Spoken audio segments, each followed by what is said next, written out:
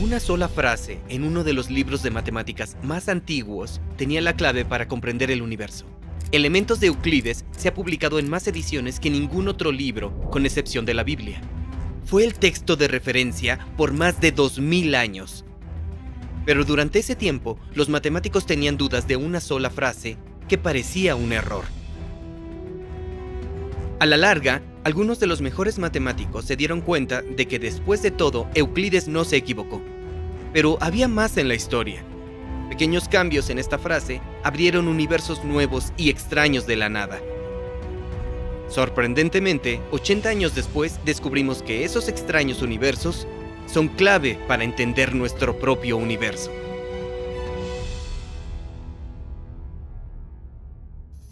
Alrededor del 300 a.C., el matemático griego Euclides asumió un proyecto enorme: resumir todas las matemáticas conocidas en ese entonces para básicamente crear un solo libro que contuviera todo lo que se sabía de las matemáticas.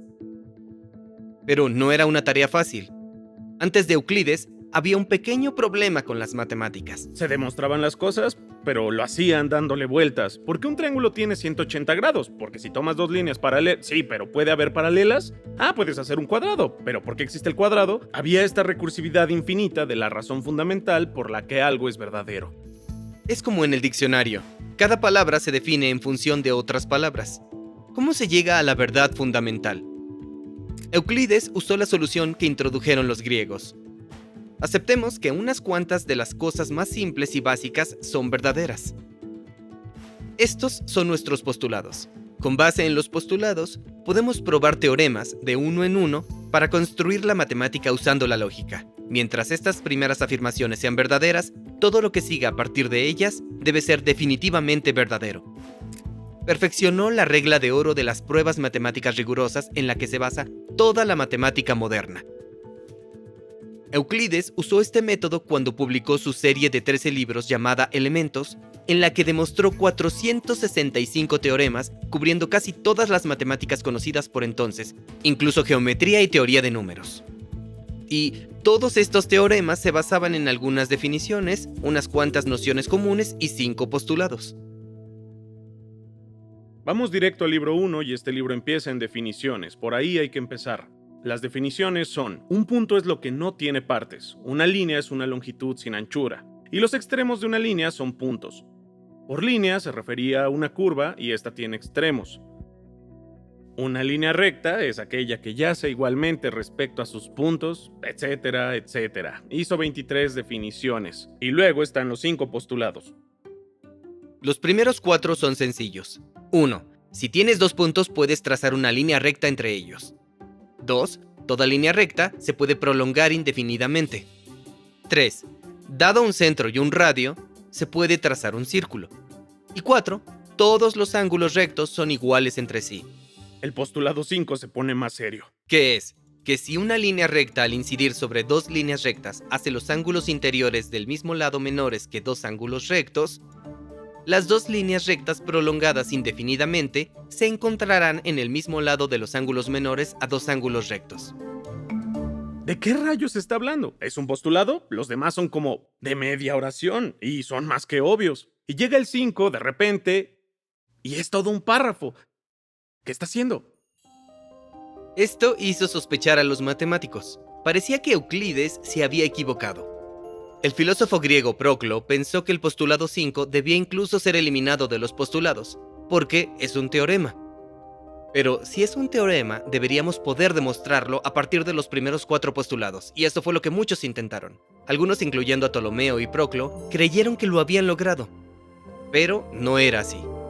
De hecho, todo lo que pudieron hacer fue reformular el postulado 5 con otras palabras. Este es uno de esos enunciados.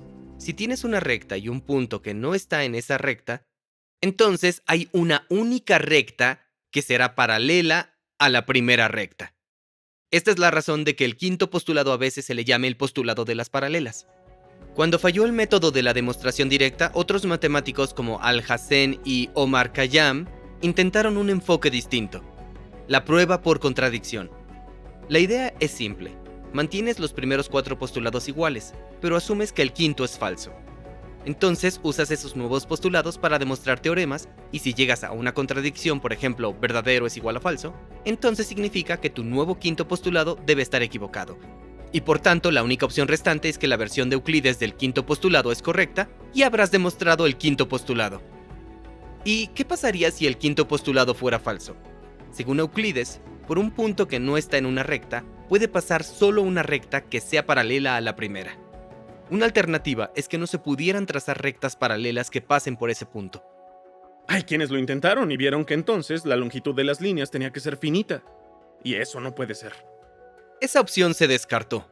Contradecía el segundo postulado que dice que las rectas se pueden prolongar indefinidamente.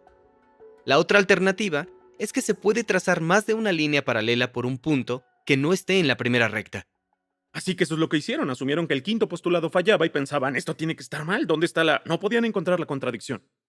Entonces, la prueba por contradicción también falló.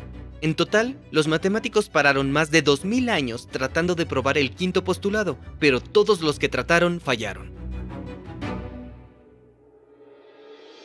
Y así, cerca de 1820, János Bolyai, un estudiante de 17 años, comenzó a pasar sus días y noches trabajando en este misterio. Su papá se preocupó y le escribió a su hijo: «No deberías intentar este acercamiento a las paralelas. Conozco ese camino hasta el final. Ya atravesé esa noche sin fondo que extinguió toda la luz y alegría de mi vida. Te lo ruego, deja la ciencia de las paralelas por la paz. Aprende de mi ejemplo». Pero el joven Bolyai no le hizo caso a su padre. No podía dejar la ciencia de las paralelas por la paz. Después de años de trabajo, se dio cuenta de que tal vez el quinto postulado no podía probarse con los otros 4. Podía ser totalmente independiente. De acuerdo con Euclides, solo puede pasar una línea paralela por un punto, pero Bolyai imaginó un mundo en el que pudieran pasar más de una línea paralela por ese punto. ¿Pero cómo? Bueno, ¿quién dijo que se necesitaba tener una superficie plana? En una superficie curva como esta, se pueden trazar más de una línea que sea paralela a la recta original. Pero esperen un momento, esas líneas no se ven rectas. Bueno, lo que hace especial a las líneas rectas es que son el camino más corto entre dos puntos. En esta superficie, esos caminos más cortos se ven curvados, porque la superficie es curva. Aquí hay un ejemplo más familiar. Los aviones intentan volar por el camino más corto entre dos ciudades. Básicamente vuelan en línea recta, pero esa línea no se ve recta en un mapa porque la superficie es curva. Estos caminos más cortos en superficies curvas se llaman geodésicas. Entonces, todas estas líneas son rectas, pero no se ven rectas porque el mundo que imaginó Bolyai era curvo. Ahora conocemos esto como geometría hiperbólica. Cuando solía pensar en un plano hiperbólico, me lo imaginaba como una enorme silla de montar, pero en realidad no es así. El plano hiperbólico se parece mucho más a esta pieza de crochet. Empieza muy plano y uniforme en el centro, pero conforme se mueve hacia afuera, se crea cada vez más y más tela. Y eso aleja a las líneas paralelas. Y entre más afuera vayamos, la cantidad de tela va a crecer exponencialmente y termina provocando estos pliegues. Así que, si quieres pensar en el plano hiperbólico, creo que debes pensar en sillas de montar, en sillas de montar, en sillas de montar, como un caos de pliegues infinitos. Pero esa pequeña pieza de crochet no es todo el plano hiperbólico. Para mostrarlo, tenemos que hacer un mapa, uno en donde quepa todo el plano en un disco. Para mostrar cómo funciona, vamos a llenar todo el plano con estos triángulos. Empezando en el centro, como en el crochet, todo se ve muy normal. Pero conforme nos alejamos del centro, tenemos todo este espacio extra y podemos meter más y más triángulos. Parece que son más chicos, pero en realidad son del mismo tamaño. Ahora, como el plano hiperbólico es infinito, se pueden agregar triángulos por siempre, y todos tienen que caber en el disco. A medida que nos acercamos a la orilla, los triángulos van a parecer cada vez más pequeños. Infinitamente más pequeños, interminables, y nunca lograremos alcanzar la orilla. Esto se conoce como el modelo del disco de Poincaré. Aquí las líneas rectas son arcos de círculos que intersecan el disco a 90 grados. Y al igual que en la forma original, una línea recta en el centro se ve recta, mientras que las líneas rectas cercanas a ella parecen curvarse. Lo extraordinario es que Bolyai aún no tenía un modelo de geometría hiperbólica, solo estaba trazando triángulos euclidianos asumiendo que el quinto postulado de Euclides no se sostenía. Y aunque Bolyai descubrió que el comportamiento en la geometría hiperbólica es muy distinto al de la euclidiana, matemáticamente parecía igual de consistente. En 1823, Janos, con 20 años, le escribió a su papá: descubrí cosas tan maravillosas que me fascinaron. De la nada, creé un nuevo y extraño universo. Pero Bolyai había estado haciendo más que solo abordar antiguos misterios matemáticos. En sus 20 se unió al ejército, donde siguió desarrollando otras dos de sus pasiones: tocar el violín y batirse en duelo. Dominaba ambas, pero especialmente con la espada no tenía rival. Quizá por sus muchos talentos, Bolyai se volvió arrogante y le era difícil aceptar la autoridad de sus superiores. Eso hacía que fuera difícil llevarse bien con él. Esto llegó a un punto álgido cuando durante uno de sus despliegues, 13 oficiales de caballería de su guarnición lo retaron a un duelo. Bolyai aceptó el reto con la condición de que después de cada 2 duelos pudiera tocar su violín un momento. Bolyai peleó con cada uno sucesivamente y ganó los 13 duelos, dejando a sus adversarios en la plaza. Aunque a Bolyai le encantaban los duelos, su primer amor seguía siendo las matemáticas. En 1832, 9 años después de haber descubierto su extraño y nuevo universo, publicó sus hallazgos como un apéndice de 24 páginas en el libro de texto de su padre. Farkas Bolyai, extremadamente orgulloso y emocionado por el trabajo de su hijo, se lo envió a quien quizá es el mejor matemático de todos los tiempos, Carl Friedrich Gauss. Después de estudiarlo detenidamente, Gauss respondió meses después: elogiarlo equivaldría a elogiarme a mí mismo, ya que todo el contenido de la obra coincide casi exactamente con mis propias meditaciones que han ocupado mi mente los últimos 30 o 35 años. Años antes, Gauss había recorrido un camino similar. En 1824 le escribió una carta privada a uno de sus amigos en la que describía haber descubierto una geometría curiosa con teoremas paradójicos y, para los no iniciados, absurdos. Por ejemplo, escribía Gauss: los 3 ángulos del triángulo pueden ser tan pequeños como se desee si solo se toman los lados lo suficientemente grandes. Sin embargo, el área del triángulo nunca puede exceder un límite definido. En otras palabras, se puede tener un triángulo infinitamente largo, pero el área es finita. Se puede ver por qué con el modelo del disco de Poincaré, un triángulo pequeño se ve bastante normal, pero conforme se hace más grande, los ángulos se vuelven cada vez más pequeños. Finalmente, todos esos ángulos llegan a 0, porque estas rectas intersecan el disco a 90 grados. Estas rectas son infinitamente largas, pero debido a la geometría, el área es finita. En la misma carta privada, Gauss escribía: todos mis esfuerzos por descubrir una contradicción o inconsistencia en esta geometría no euclidiana han sido infructuosos. Al igual que Bolyai, Gauss descubrió que esta geometría era absolutamente consistente. La nombró geometría no euclidiana, un nombre que se quedó. Describe geometrías en las que se cumplen los primeros 4 postulados, pero no el quinto.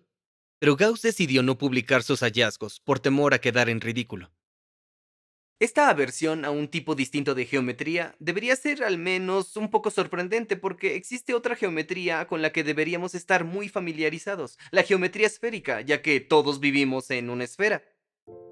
En una esfera, las líneas rectas son parte de círculos máximos, que son los círculos con la mayor circunferencia posible.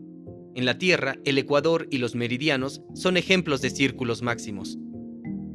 Y podemos usar esto para ver cómo se comportan las líneas rectas. Estas líneas parecen ir en la misma dirección, pero conforme se prolongan, se puede ver que se intersecan una vez y otra vez al otro lado de la Tierra. Y esto siempre ocurre para 2 círculos máximos, porque cada uno debe tener la mayor circunferencia posible. Por eso, en una esfera no hay líneas paralelas. Gauss llevaba mucho tiempo fascinado por la geometría esférica. Además, era un geodesta y a menudo tomaba medidas de la Tierra. En la década de 1820 le dieron la tarea de medir el reino de Hannover para ayudar a hacer un mapa. Como parte de su medición, escaló las montañas cercanas a Gotinga. Con la ayuda de gente situada en otros puntos de referencia, pudo medir cuidadosamente los ángulos de varios triángulos que luego serían usados para determinar la posición de un lugar con respecto a otro.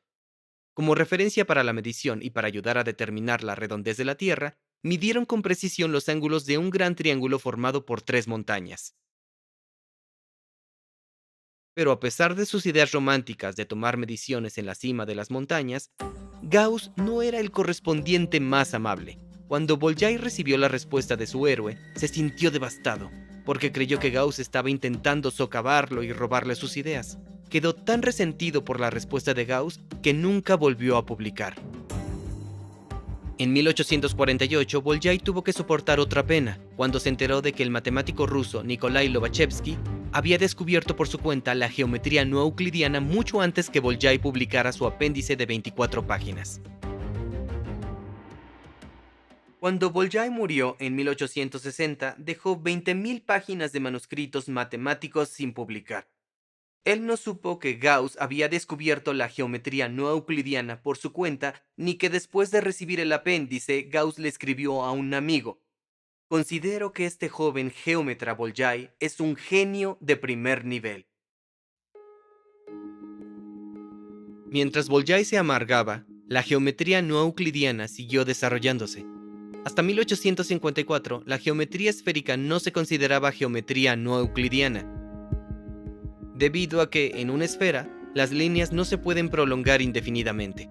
Esto es con lo que se toparon los matemáticos anteriores y por lo que descartaron esta geometría, ya que el segundo postulado de Euclides no se sostenía.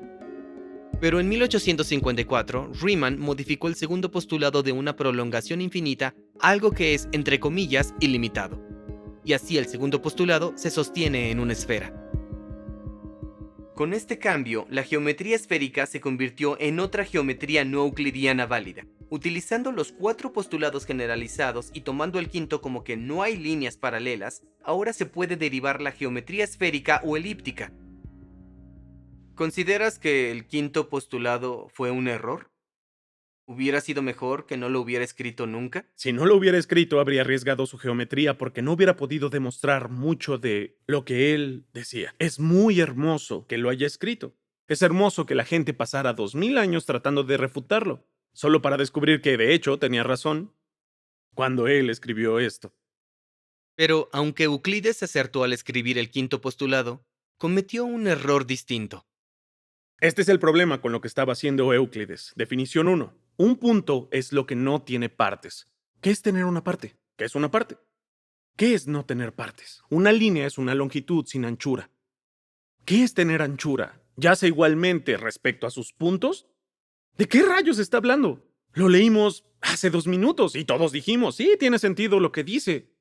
No tiene sentido. No me des una definición que va a tener una recursividad infinita. Si defines algo en función de otras cosas, entonces define esas cosas. Si me dices qué es eso, entonces dime qué es lo anterior a eso. ¿Definir es una mala idea? No deberías tener definiciones, sino términos indefinidos. No voy a decirte que es un punto, no voy a decirte que es una recta, no voy a decirte que es un plano. Solo voy a decirte cuáles son los postulados que se supone que satisfacen. Lo importante es la relación entre los objetos, no la definición de los objetos en sí. Y cuando abres tu mente a esa posibilidad, de repente te das cuenta de que hay un mundo geométrico perfectamente válido, en el cual línea significa círculo máximo, y plano significa esfera, y punto es un punto en una esfera. Y entonces se satisfacen 4 de esos axiomas, pero no el quinto. Y de manera similar, hay otro modelo llamado modelo del disco para el espacio hiperbólico, en el cual el disco es el plano.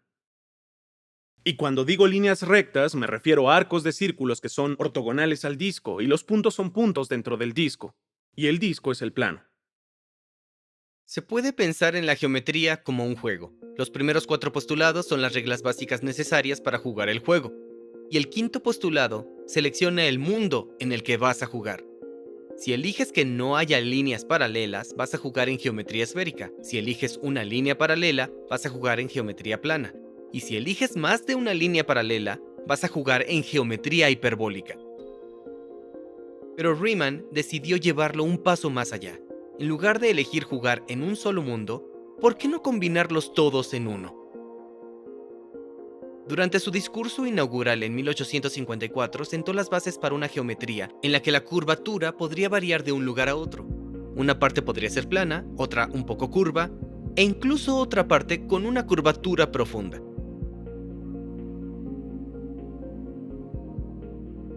a 3 o más dimensiones. En 1868 se produjo otro gran avance cuando Eugenio Beltrami demostró inequívocamente que las geometrías hiperbólica y esférica eran tan consistentes como la geometría plana de Euclides. Es decir, si hubiera alguna inconsistencia en la geometría hiperbólica o en la esférica, tendría que estar presente también en la geometría plana. Las perspectivas de estas nuevas geometrías eran magníficas, y resulta que esto era solo el principio. En 1905, Einstein propuso la teoría de la relatividad especial, que se basa en solo dos postulados. 1. Las leyes de la física son las mismas en todos los sistemas de referencia inercial. Y 2. La velocidad de la luz en el vacío es la misma para todos los observadores inerciales. En consecuencia, el espacio y el tiempo deben ser relativos.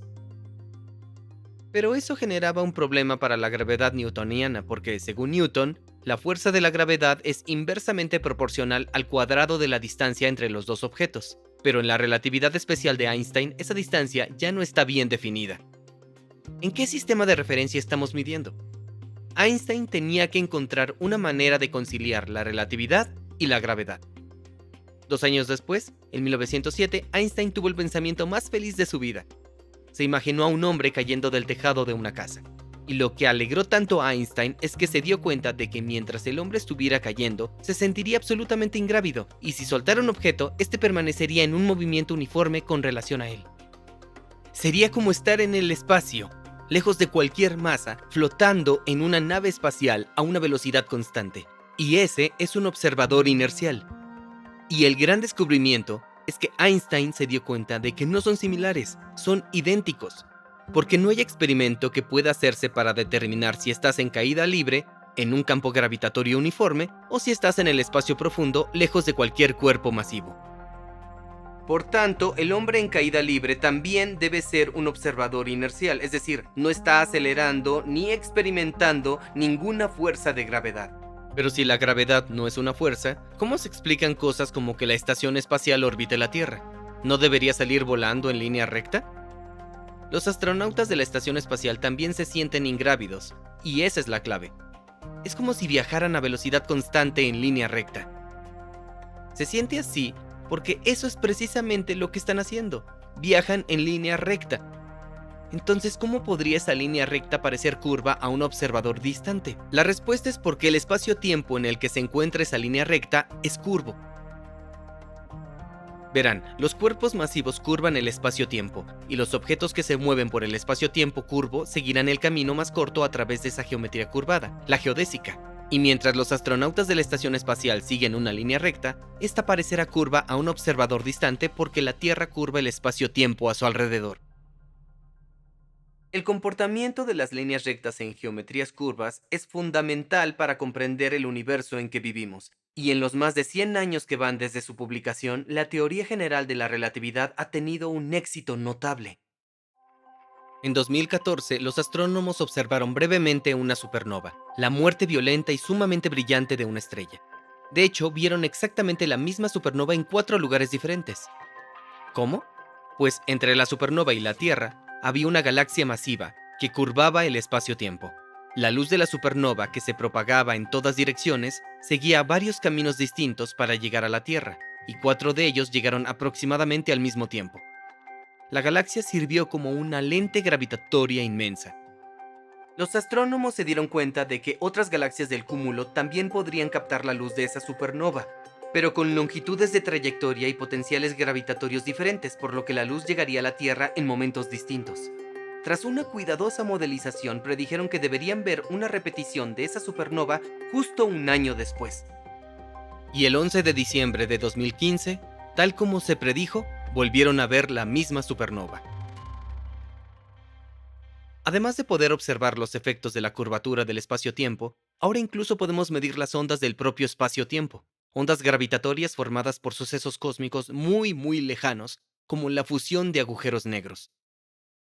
Y según un estudio reciente de Nanograv, el tejido espacio-temporal parece estar repleto de restos de grandes sucesos cósmicos.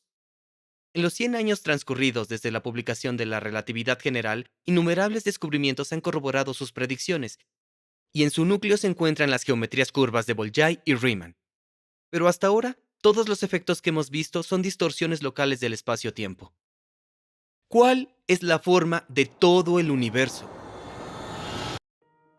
Usando las diferencias entre las geometrías, también podemos averiguarlo.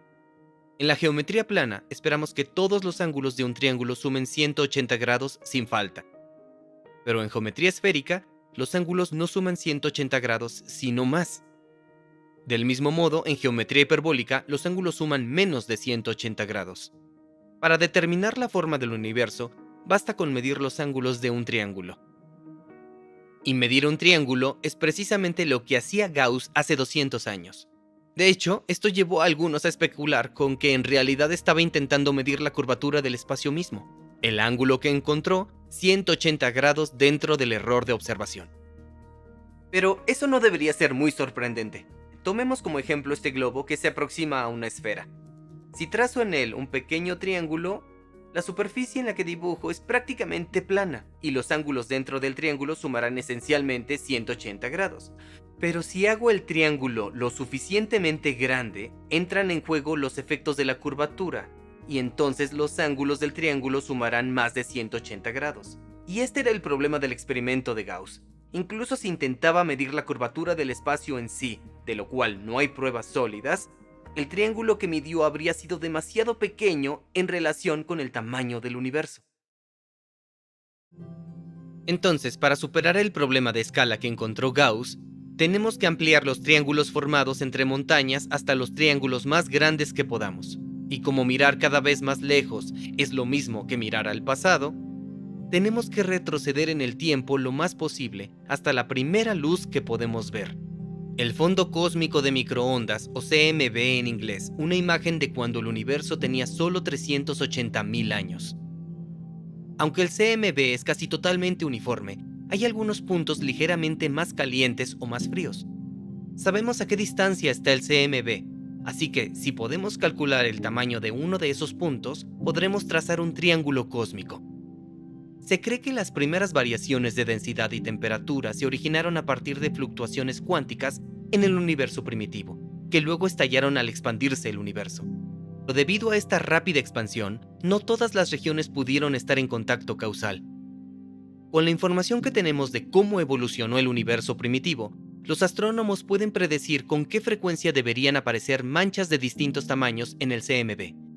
Eso es lo que muestra este espectro de potencia. Básicamente es un histograma de la frecuencia con la que debería producirse cada punto si el universo es plano. Ahora tenemos algo con qué comparar nuestra medición.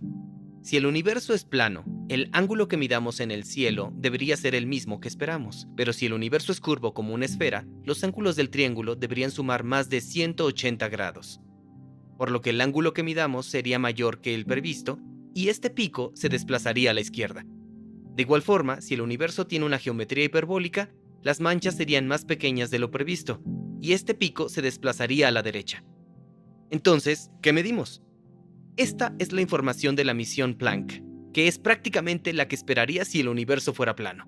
Esta misión también nos da la mejor estimación actual de la curvatura del universo, que es de 0.0007 más menos 0.0019. Eso es básicamente cero dentro del margen de error. Así que estamos bastante seguros de que el universo en que vivimos es plano. Pero vivir en un universo plano parece ser extraordinariamente fortuito.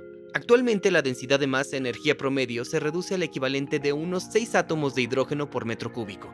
Si en promedio hubiera habido un átomo de hidrógeno más, el universo tendría una forma curva más esférica. Si hubiera habido uno menos, la curvatura sería de geometría hiperbólica. Y hasta ahora no estamos seguros de por qué el universo tiene la densidad de masa-energía que tiene. Lo que sí sabemos es que la relatividad general es una de las mejores teorías físicas de la realidad. Y en su esencia están esas geometrías paradójicas y aparentemente absurdas que encontramos gracias a que los matemáticos pasaron más de 2000 años pensando en una sola frase del texto matemático más famoso del mundo.